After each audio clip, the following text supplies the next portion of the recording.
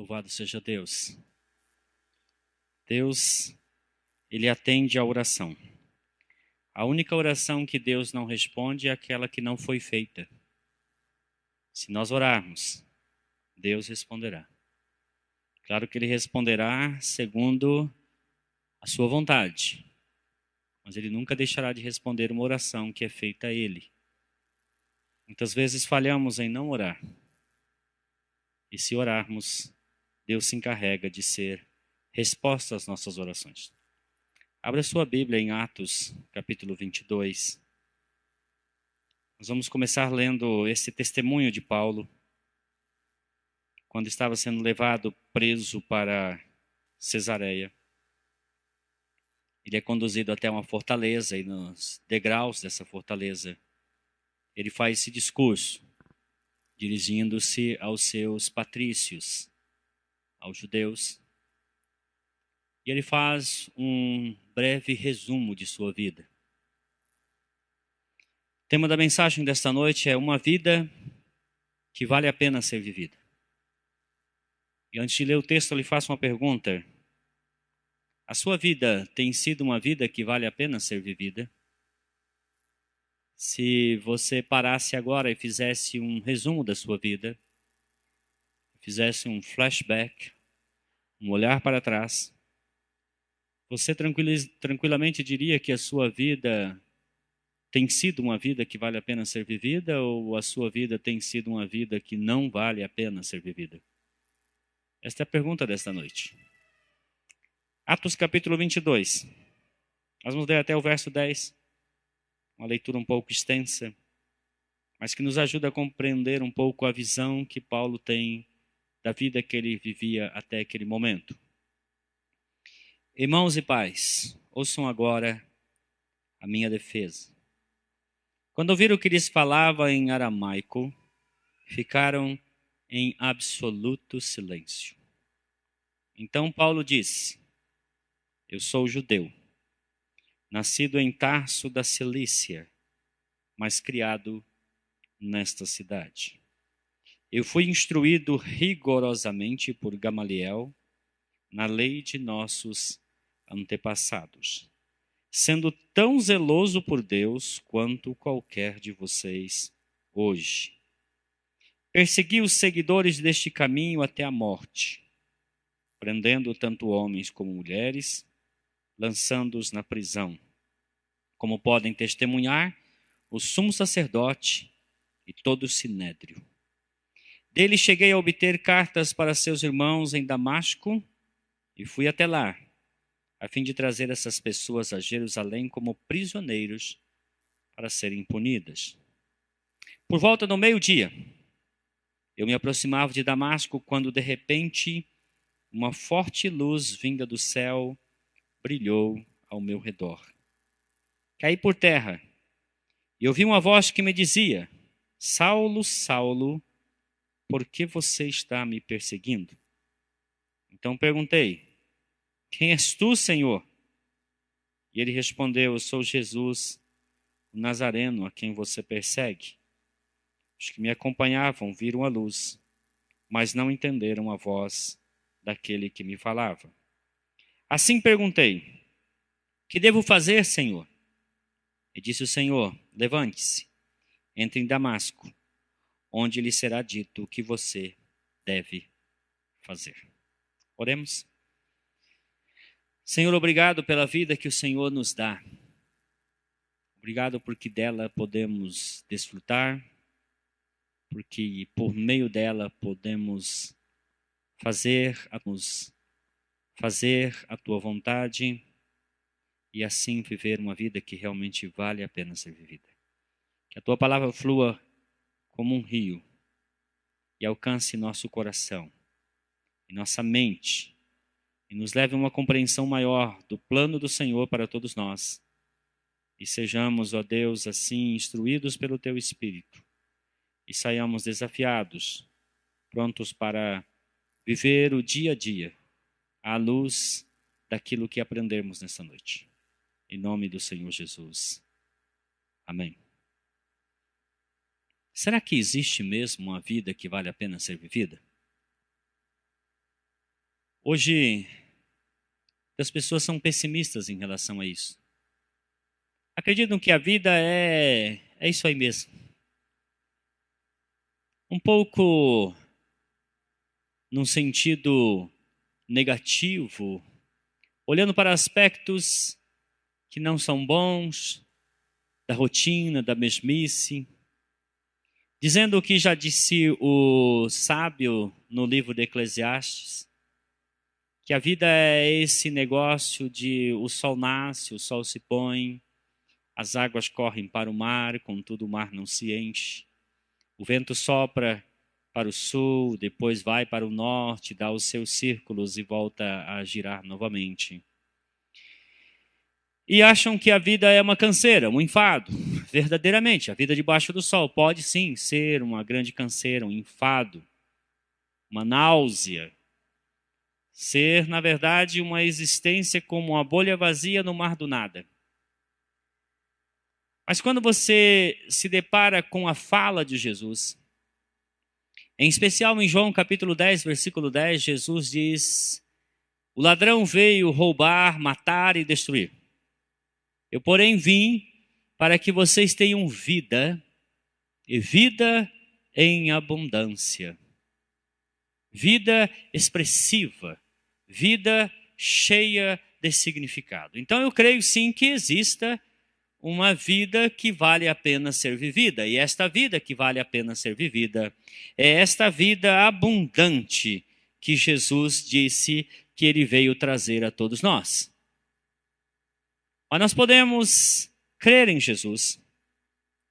Podemos às vezes até frequentar a igreja, seguir a Jesus e ainda assim achar que nossa vida é uma vida que não vale a pena ser vivida.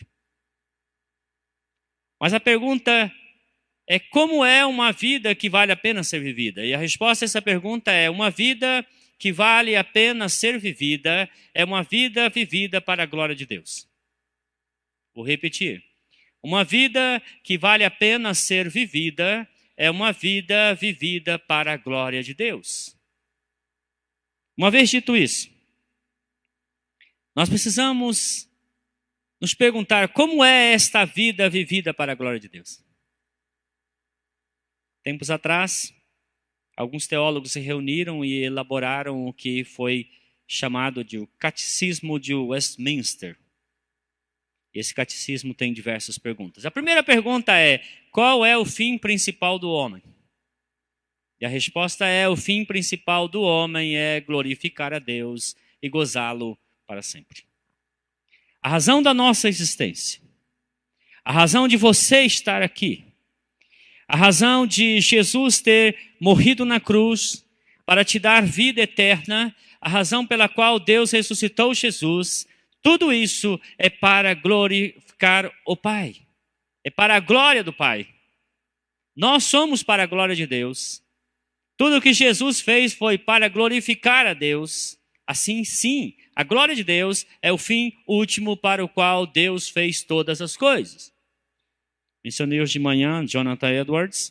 Ele escreveu um livro chamado O Fim Principal para o qual Deus fez todas as coisas. E ele diz: o fim principal para o qual Deus fez todas as coisas é para o louvor da sua glória.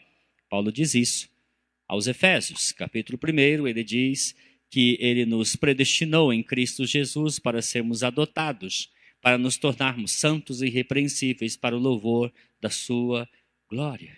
Tudo o que Deus faz, ele faz para o louvor da sua glória. Nós somos para o louvor da glória de Deus. Jesus criou a igreja para o louvor da sua glória. Assim, quando nós perguntamos então, como é esta vida vivida para a glória de Deus? Eu quero me valer do exemplo de Paulo. E aí talvez você olhe para mim, franze a testa, torce o nariz e diz: a vida de Paulo? Paulo? Sim, Paulo. Quando nós olhamos para Paulo, nós pensamos: será que a vida de Paulo é um bom exemplo de uma vida que vale a pena ser vivida?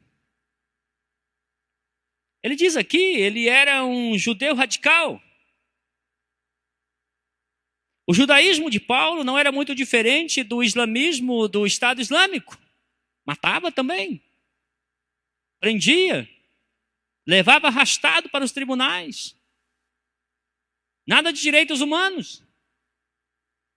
Extrema violência. Estevão foi uma das vítimas. Paulo era um judeu radical. E ele cometeu muitos crimes. Assassinato, violação de direitos. Ele é retratado como uma fera indomável. Uma besta sem controle, segundo as suas próprias palavras. Um touro que dá coice contra os aguilhões.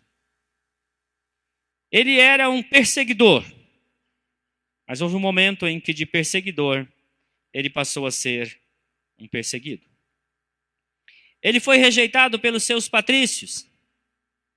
Seus irmãos judeus não aceitaram seu testemunho. Ele foi apedrejado mais de uma vez. Uma vez tido como morto. Ele sofreu naufrágios. Ele foi surrado em praça pública diversas vezes. Foi preso diversas vezes. Ele era quase cego. Ele era de baixa estatura. Ele era careca. E ele tinha uma voz monótona. Ele ficava falando assim: queridos irmãos, boa noite, graça e paz do Senhor Jesus. E aí quem estava na janela caía do terceiro andar e quebrava o pescoço. E o pior, ele era digressivo. Sabe o que é digressivo?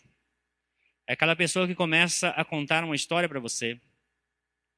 Diz assim: então, Zé Luiz, ontem, antes de acontecer aquele acidente lá, você lembra? O carro que bateu no outro. Você fala: meu Deus, fala logo, criatura. Paulo era assim. Ele entrava no desvio do desvio.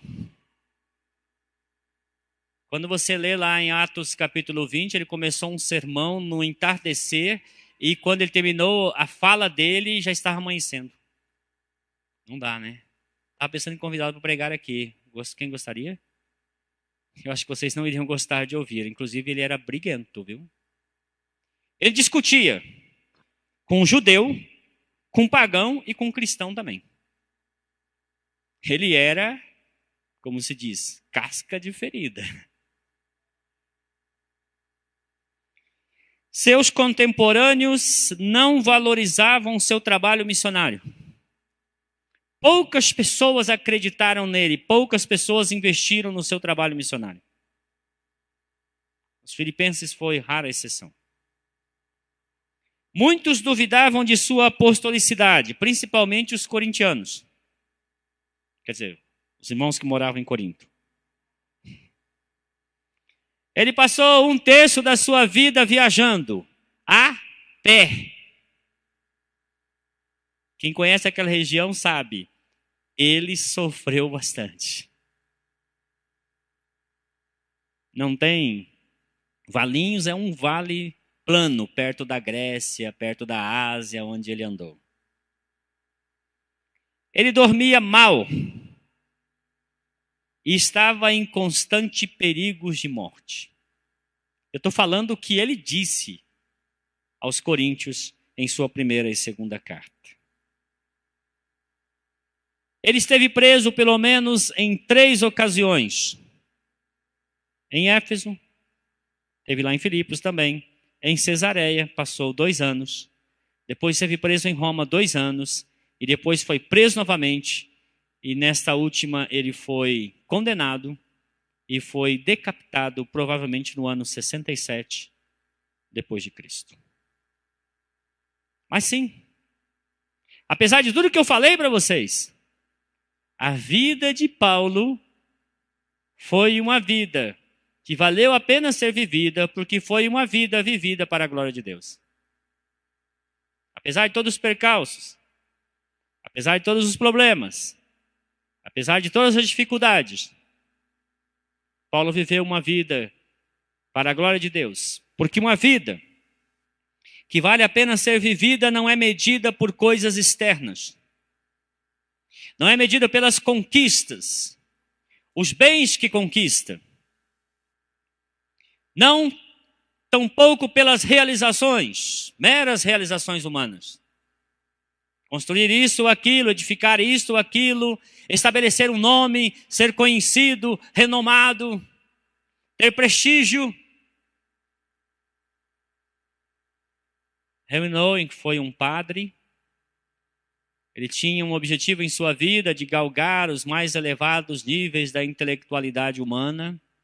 Ele deu aula em Harvard.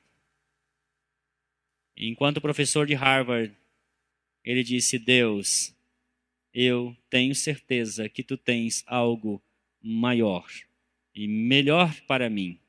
Ele terminou a sua vida trabalhando numa instituição que trabalha com pessoas com deficiência mental. Ele disse: aqui sim, eu entendi o propósito de Deus para a minha vida. Não é realização. Não é adquirir bens. Não é se tornar famoso. Não são essas coisas que fazem com que a vida valha a pena ser vivida. Essas coisas podem colaborar, essas coisas podem contribuir. Mas uma vida que vale a pena ser vivida, ela é medida pelo resultado eterno produzido nela e por meio dela. Uma vida que vale a pena ser vivida é medida pelo resultado eterno produzido nela e por meio dela. Aí sim. O que Deus fez na vida de Paulo e o que Deus fez através da vida de Paulo, sim, este deve ser o nosso referencial para afirmar nesta noite que a vida de Paulo foi uma vida vivida para a glória de Deus. E uma vida que vale a pena ser vivida é uma vida vivida para a glória de Deus. Temos algum Paulo no auditório? Alguém com o nome Paulo? Glória a Deus, que nome honrado. Temos algum Nero? Nenhum Nero? Alguém tem cachorro chamado Nero? Eu sei que tem gente com cachorro chamado Nero. Mas em 67, Paulo, que deu a você esse nome, estava preso numa masmorra em Roma. E lá, no lugar mais poderoso do mundo, estava um homem chamado Nero. E hoje nós colocamos o nome do cachorro de Nero e damos aos nossos filhos o nome de Paulo. Por quê? Porque o valor da vida de Paulo excedeu grandemente a vida de Nero, Calígula. Tem alguém chamado Calígula aqui? Não? Não tem, né? Ainda bem. Paulo nasceu em Tarso da Cilícia, uma cidade de prestígio. Ainda jovem, provavelmente com 13 anos de idade, ele foi morar em Jerusalém, na casa de sua irmã. Ele tinha uma irmã que morava em Jerusalém. E lá ele estudou numa escola rabínica, sob os cuidados do maior mestre em Israel, chamado Gamaliel. Gamaliel era o rabino dos rabinos. E ali ele aprendeu sobre a lei. Ele falava fluentemente hebraico, conhecia muito bem o grego. Ele tinha dificuldade com o latim, mas não tinha dificuldade com o aramaico e com os outros idiomas falados em seus dias. Provavelmente, quando ele se converteu, tinha 33 anos de idade. Então, por 20 anos, ele foi discípulo de Gamaliel. Galgou todos os níveis possíveis, até chegar a uma posição respeitável. E ele disse que, em seu zelo, ele excedia a muitos de sua idade. Ele era um prodígio. Ele era um homem com uma intelectualidade, um conhecimento amplo, tanto no que diz respeito à literatura judaica, como também à literatura grega. Ele cita em seus discursos alguns filósofos estoicos e epicureus. Ele era um homem de uma vasta cultura, de um conhecimento muito amplo. Quando ele converteu-se no caminho de Damasco, ele volta a Jerusalém.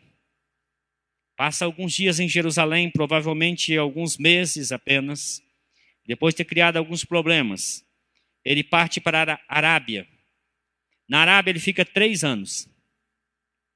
Estes 3 anos foi um tempo que Deus deu a ele para ele repensar tudo o que ele havia crido até então. Imagina vocês, um homem lá do Estado Islâmico que memorizou o Alcorão, que não é muito difícil, viu gente? O Alcorão é 1/3 do Novo Testamento, que conhecia as leis islâmicas. De repente ele se encontra com Jesus e se converte. Todo o seu universo deve ser repensado. E Paulo também precisou repensar tudo o que ele cria até então. Esses 3 anos na Arábia serviram para isso. Voltando a Jerusalém, ele ainda estava muito contundente em sua proclamação do evangelho e causou problema na igreja. E os irmãos gentilmente pediram para ele se retirar. Conduziram-no até o porto de Jope, para ter certeza que ele vai embora. E a Bíblia diz que depois que ele foi embora, a igreja ficou em paz. Que bom, né? Ele estava causando problema, os apóstolos resolveram o problema. Vão tirar o briguento. Mandaram-no embora. E ele tendo ido então para a sua cidade natal, ele permaneceu 8 anos em Tarso. 8 anos. Nesse ínterim, o que ele fez? Não faço ideia, mas certamente deve ter ampliado seus horizontes intelectuais. Até que um dia, provavelmente no ano 44 da era cristã, quando Paulo também deveria ter por volta de 44 anos de idade, surgiu um despertamento na cidade de Antioquia. Despertamento espiritual. As pessoas creram em Jesus e o Espírito Santo os visitou de maneira muito especial. E começou a haver conversões e mais conversões, e a igreja começou a crescer e enviaram para lá Barnabé. Quando Barnabé chegou em Antioquia, ele se alegrou com a graça de Deus e falou: isso aqui é muito para mim, eu preciso de um auxiliar. Lembrou-se de Paulo, então foi até a cidade de Tarso e trouxe Paulo de volta para trabalhar com ele. Em Atos capítulo 3 nós descobrimos que Barnabé montou um colegiado. Barnabé certamente era o pastor sênior e Paulo era o responsável pelo ensino.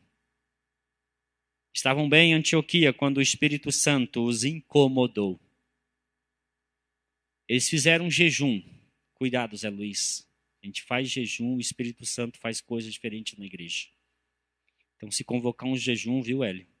Já sabe que coisas virão por aí. Eles convocaram um jejum em Antioquia e o Espírito Santo disse: separa Paulo e Barnabé para a obra que eu tenho. Vocês imaginam, de repente, a igreja perde os seus 2 principais líderes? Mas o Espírito sabia o que estava fazendo. E Paulo começou um projeto missionário que durou pelo menos 14 anos. Nestes 14 anos ele empreendeu 3 viagens missionárias. A primeira na região da Galácia. Sofreu, penou, mas estabeleceu algumas igrejas nas cidades. Depois, numa segunda viagem que ele queria novamente passar pela Galácia, o Espírito Santo o conduziu para a Europa. Chegando em Filipos, ele ali estabeleceu uma igreja. Depois foi a Tessalônica, Corinto, Neápolis. Depois chegou a Atenas. E depois o Espírito Santo o permitiu passar por Éfeso.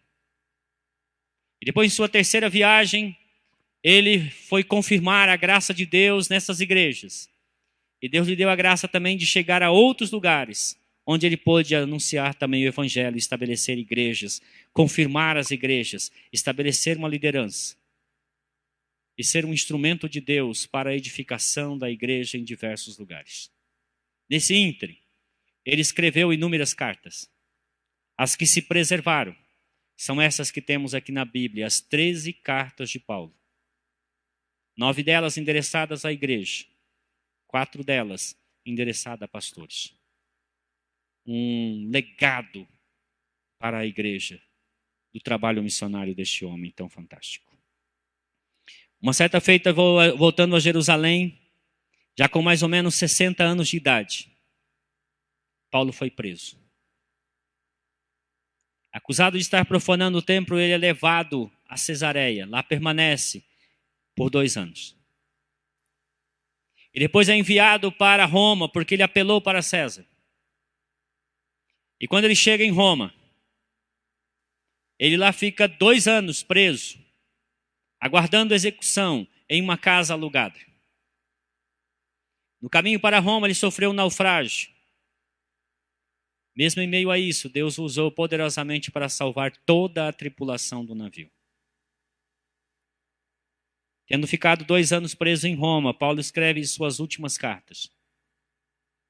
E depois, segundo a tradição, ele foi para a Espanha. Ainda passou na Espanha, pregou o evangelho na Espanha e depois retornou para Roma. Chegando em Roma, ele desceu e foi até Troade. E quando ele estava na casa de Carpo, em Troade, ele foi preso novamente. E desta vez Nero estava perseguindo a igreja implacavelmente. Era possivelmente o ano 66, 67.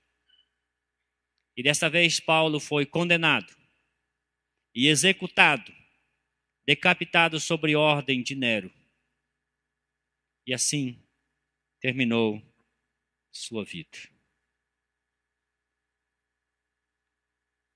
Mas o que caracteriza Paulo não são os eventos em sua vida, mas o que está por trás desses eventos. E é o que está por trás desses eventos que é, a meu ver, a razão pela qual eu posso afirmar nesta noite que a vida de Paulo foi uma vida vivida para a glória de Deus. Primeiramente porque Paulo foi um homem que teve um encontro verdadeiro com Jesus Cristo. Dramático, porém profundamente transformador. Lá em Atos capítulo 9 nos é dito que estando ele a caminho de Damasco, ao meio-dia, uma forte luz veio sobre ele, lançando por terra. Algumas pessoas falam que ele caiu do cavalo. Ele não caiu de lugar nenhum, ele estava andando a pé. Ele só caiu das próprias pernas. Ele nem cavalo tinha, viu, irmãos? Mas caiu do cavalo de qualquer maneira. Jesus jogou por terra e perguntou a ele: Paulo, por que você está me perseguindo? Por que você está me perseguindo? E naquele momento, então, ele é levado para a cidade de Damasco. E Ananias ora por ele. E ele é batizado. Naquele momento, ele nasce de novo. O velho Saulo morreu. A palavra Saulo significa grande, elevado. É derivado de Saul, o primeiro rei de Israel, que era tido como um homem alto. Mas a palavra Paulo significa o pequeno. É o contrário. É a inversão do velho nome. Ele que era exaltado foi apequenado quando nasceu de novo. E ele diz aos coríntios, assim, 2 Coríntios 5, 16, 17, de agora em diante, a ninguém mais consideramos do ponto de vista meramente humano. Ainda que outrora tivéssemos considerado a Cristo assim, agora contudo já não o conhecemos mais deste modo. Portanto, se alguém está em Cristo, é nova criação, as coisas antigas passaram, tudo se fez novo. A vida de Paulo é uma vida que vale a pena ser vivida porque é uma vida renascida em Deus. Só pode viver uma vida que vale a pena ser vivida alguém que nasceu de novo. É impossível ao homem que não nasceu de novo viver uma vida para a glória de Deus.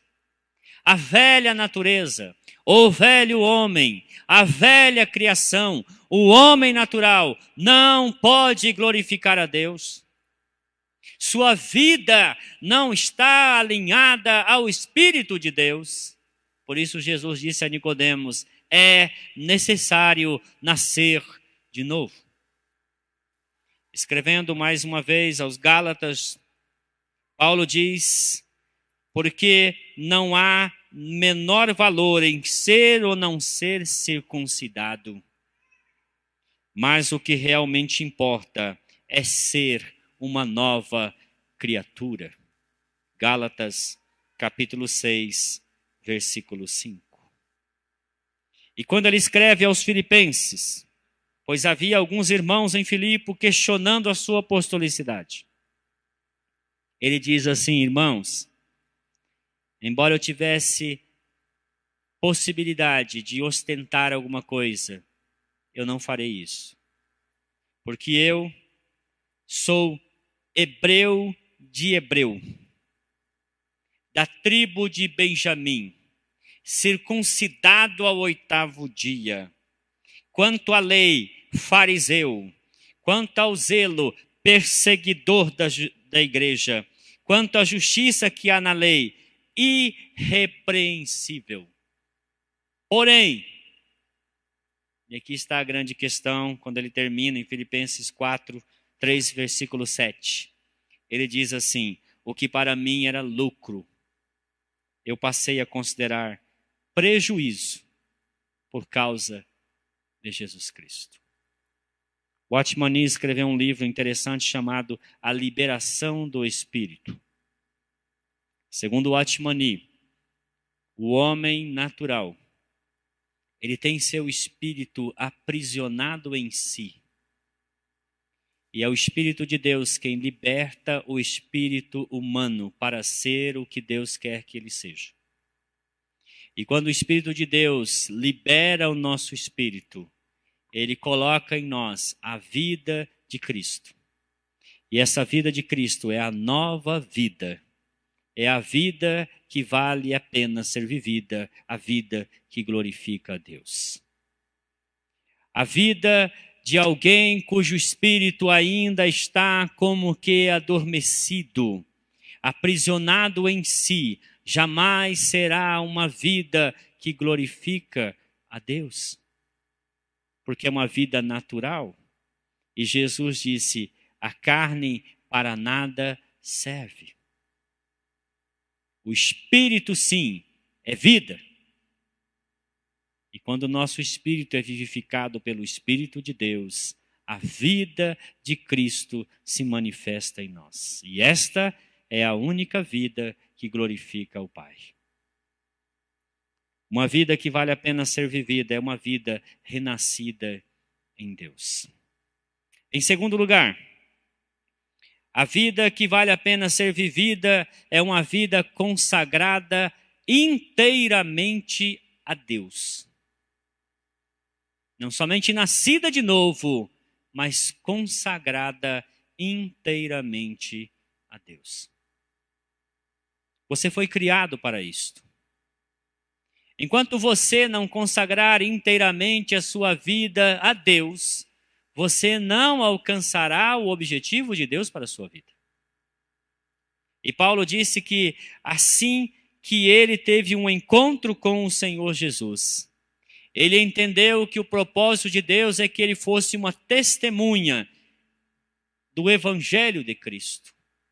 E imediatamente, logo após ter sido curado da sua cegueira em Damasco, ele começa a anunciar o Evangelho. E ele faz isso até o derradeiro momento da sua vida. Estando preso em Roma, ele levou muitos soldados a crer em Jesus. Sua vida toda foi dedicada à pregação do Evangelho.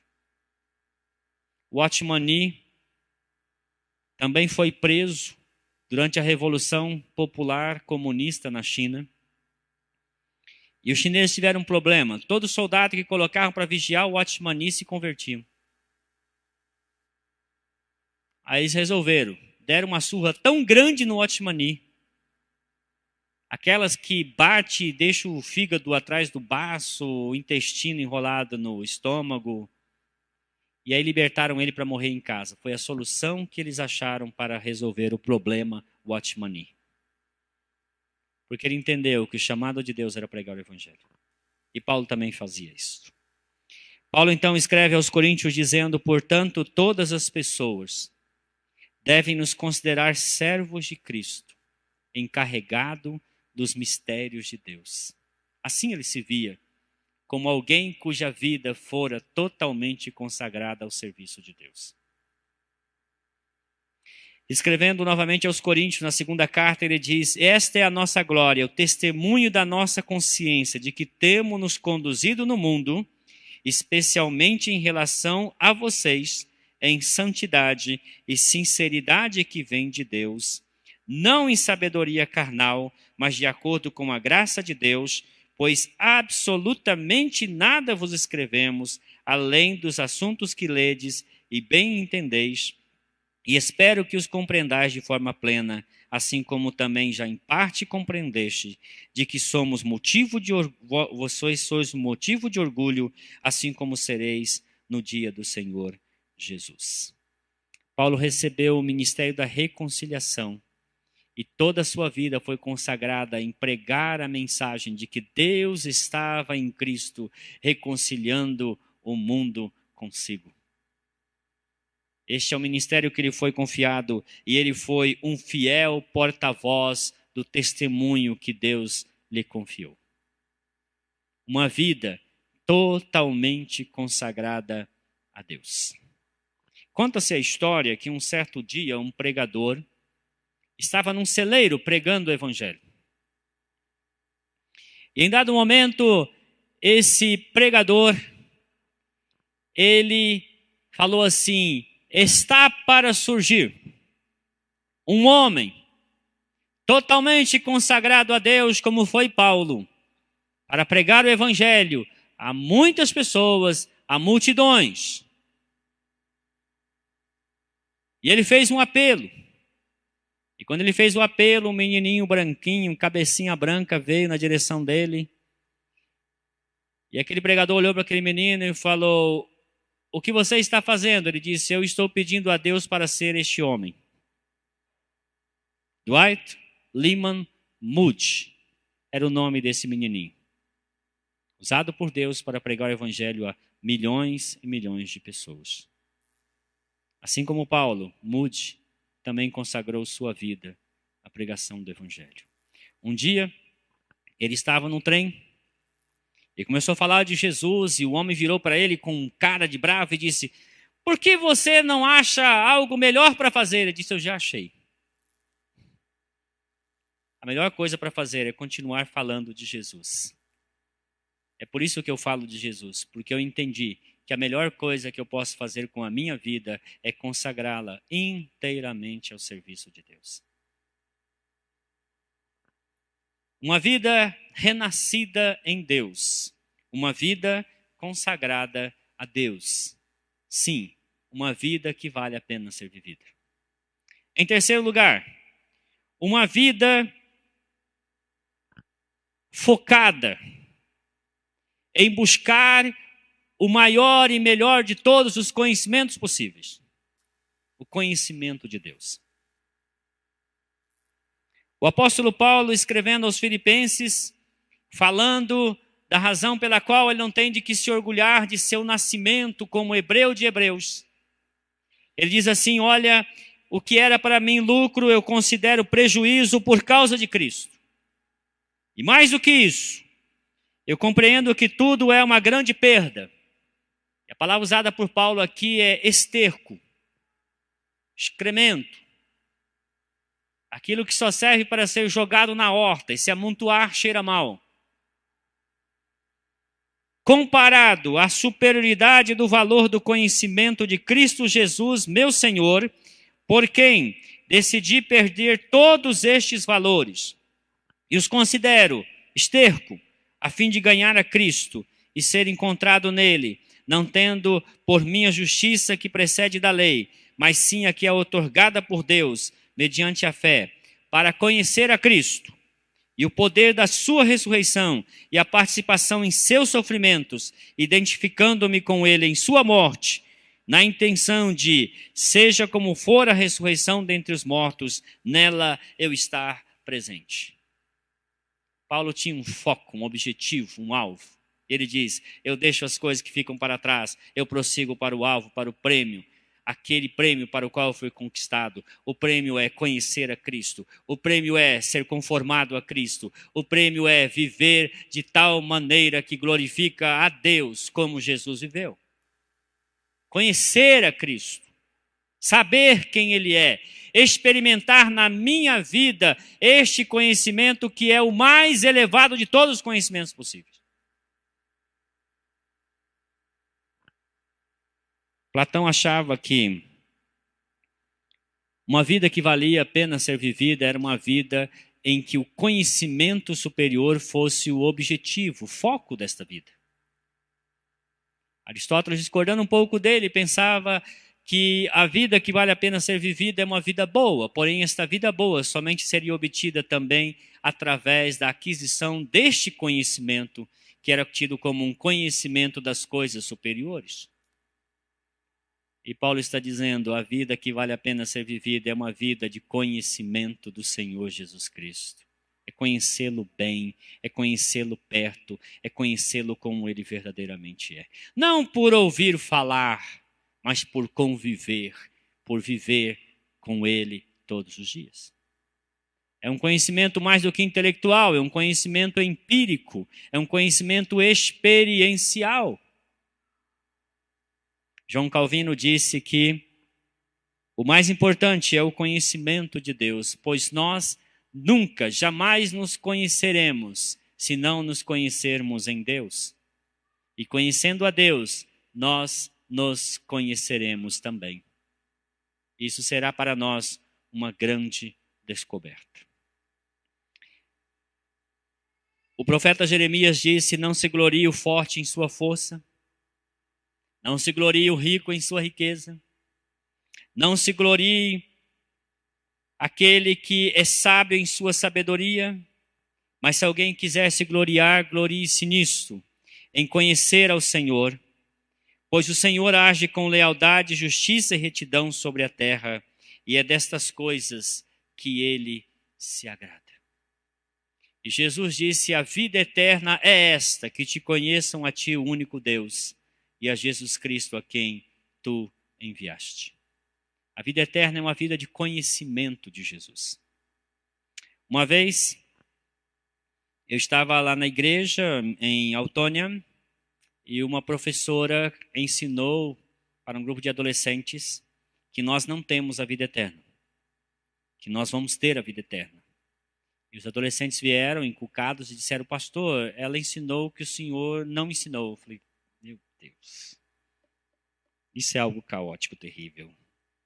Eu disse o que ela ensinou. Ela disse, ensinou que nós vamos ter a vida eterna depois que nós morrermos. Eu falei, em tese sim, em tese não. Como sim, como não? Eu disse, nós já temos a vida eterna, mas não a desfrutamos plenamente, porque estamos vivendo nesta realidade. Porém, nós já temos a vida eterna. João diz isso em 1 João 5, 12 e 13. E esta vida eterna não é simplesmente uma vida sem limite de anos. Essa vida eterna é uma vida cujos valores são eternos.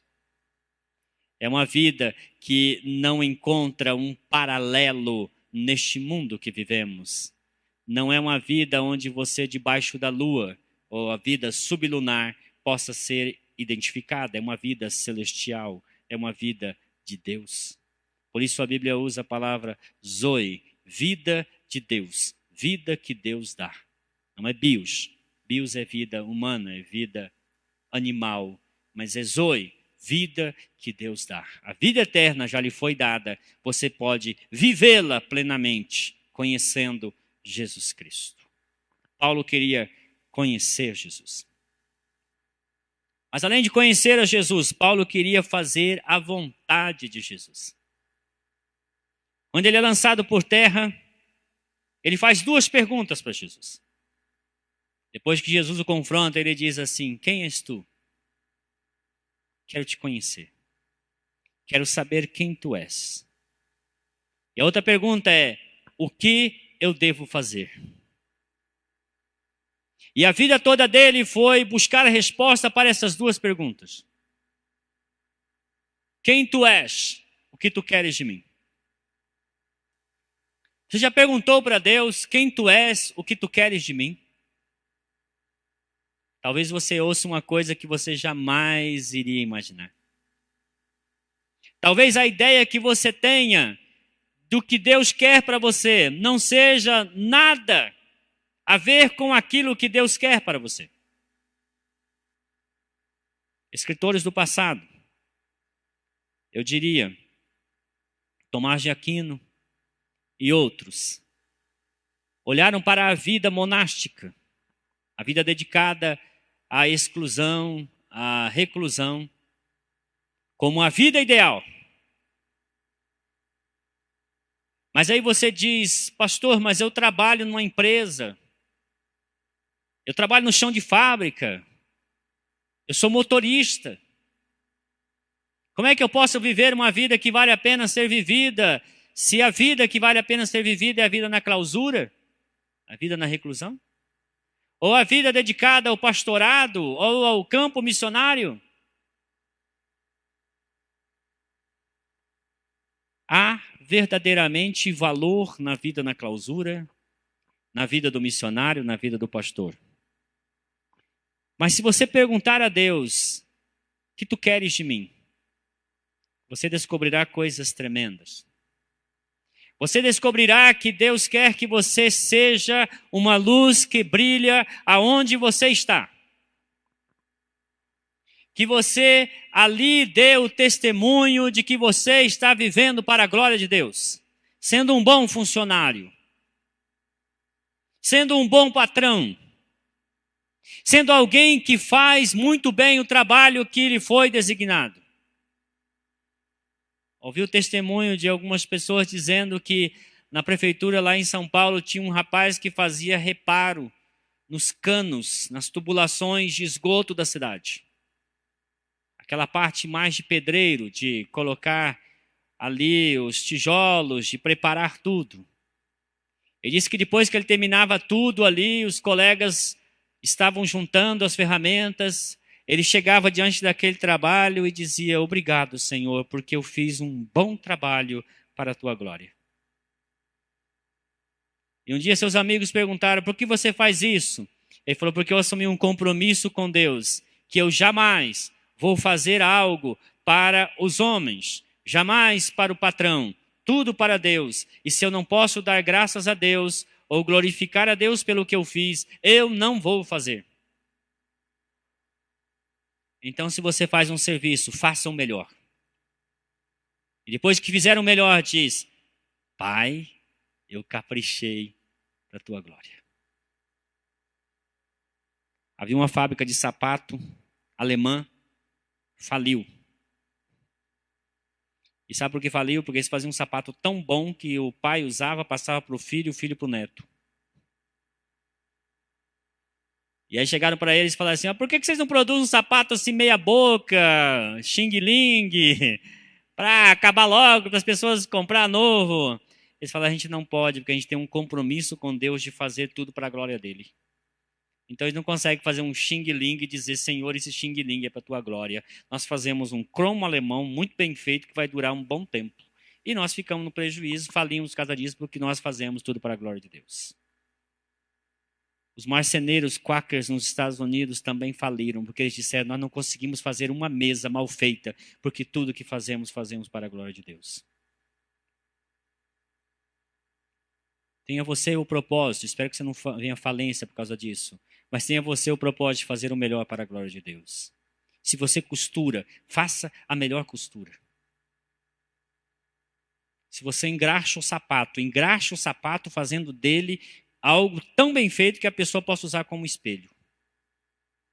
Se você corta cabelo, corte o melhor corte possível. E depois a pessoa vai dizer assim, ficou bom, foi para a glória de Deus. Porque se nós fizermos as coisas para a glória de Deus, não importa o que você faz, Deus será glorificado. Com toda certeza. E Paulo tinha uma vida dedicada ao serviço de Deus e tudo o que ele fazia era para a glória de Deus. Agora, para o último texto, eu quero que você abra. 2 Timóteo 4, versos 6 a 8. As últimas palavras de Paulo. Já pensou quais serão as suas últimas palavras? As últimas palavras de João Calvino foi: está doendo, mas eu me alegro que seja para a tua glória. Ele estava doente do estômago, possivelmente uma gastrite horrível. Ele disse: está doendo, mas eu me alegro que seja para a tua glória. E depois dessas palavras entregou o Espírito. Essas são as últimas palavras de Paulo, registrada em sua carta a Timóteo. No capítulo 4, a partir do verso 6, ele diz assim: eu já estou sendo derramado como uma oferta de bebida. Está próximo o tempo da minha partida. Eu combati o bom combate. Eu terminei a corrida. Eu guardei a fé. Agora me está reservada a coroa da justiça, que o Senhor, justo juiz, me dará naquele dia. Não somente a mim, mas também a todos que amam a sua vida. Paulo fez um resumo da vida dele e sabe o que ele disse? A minha vida foi uma oferta de libação a Deus. Ele faz referência a uma oferta lá do livro de Levíticos. Haviam ofertas de sacrifícios que envolviam derramamento de sangue. Haviam ofertas onde o sangue era derramado, aspergido no altar. Havia ofertas de holocausto onde um animal era queimado até virar cinzas. Havia ofertas pacíficas, que pessoas ofereciam grãos, ofereciam alimento para o santuário. E havia ofertas de libação. As pessoas literalmente derramavam um líquido diante de Deus e dizia: é para ti. Paulo está dizendo: a minha vida é como esse líquido que foi derramado diante de Deus. Nem uma gota para mim, todo o líquido para ele. Um dia Davi estava em batalha e ele chegou nos portões de Belém. Ele nasceu em Belém. E ele suspirou e disse: quem dera eu bebesse a água que está naquela fonte. 3 guerreiros se levantaram, olharam para o Davi e disse: deixa com a gente. Foram lá e trouxeram água para Davi. Quando Davi recebeu aquela água, ele disse assim: esta água representa o sangue de vocês, porque vocês, com risco de vida, foram buscá-la. Eu não posso tomar esta água, eu a derramarei perante o Senhor. Como dizendo: Deus, eu não mereço isso aqui, mas tu mereces. E Paulo está dizendo: assim como Davi derramou aquela água para Deus, a minha vida também foi toda ela derramada para Deus. Não importa o que você faz da sua vida uma oferta de libação para Deus. Se você fizer isso, sua vida valerá ser vivida. Porque a sua vida glorificará a Deus. As pessoas se lembrarão de você com gratidão. Conheci muitas pessoas cuja vida foi uma libação na presença de Deus. O pastor da minha família chamava-se Isaac Braz. Um homenzinho de 1,50 m e quase nada. Totalmente consagrado a Deus. Morreu aos 74 anos de idade, servindo a Deus. Se tinha uma coisa, Hélio, que o incomodava, era ter pouca criança na igreja. Eu me lembro até hoje. Um dia o relatório da igreja falou 380 presentes. 90 e poucas crianças. A igreja apinhada de gente. Ele falou: irmãos, eu não estou feliz. Porque hoje não tivemos 100 crianças. Ele amava as crianças. Eu fui uma criança amada por ele.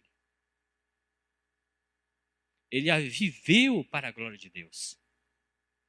Quando ele faleceu, o lado sul da cidade de Campo Grande parou. Sabe que uma cidade de 700 mil habitantes parar um lado da cidade? Porque o velório dele foi tão grande. Muita gente veio porque todos sabiam que havia morrido um homem de Deus. Conheci um outro homem, um missionário canadense, viveu 40 anos no Brasil, Alan MacLeod. Um homem que também viveu para a glória de Deus. Seu ministério impactou muitas pessoas. Sua vida de comunhão com Deus era algo tão evidente que olhar para ele dá vontade de orar. Sabe essas pessoas assim? Você olha para ele e fala, vamos orar. Era este homem. Ele tinha psoríase, uma doença horrível. Morreu em função dessa doença. Mas nunca reclamou. Eu nunca vi o pastor Alan falar mal de ninguém. Nunca ouvi. E convivi com ele um bom tempo. Suas mensagens impactavam vidas por onde ele passava. Uma oferta de libação ao Senhor. Se você quer viver uma vida que vale a pena ser vivida, uma vida que vale a pena ser vivida é uma vida renascida de Deus. É uma vida totalmente consagrada a Deus. É uma vida dedicada a conhecer a Deus, tanto quanto Deus pode ser conhecido. E uma vida que vale a pena ser vivida e que glorifica a Deus é uma vida derramada em libação perante Deus. Você quer essa vida? É uma vida difícil, mas vale a pena.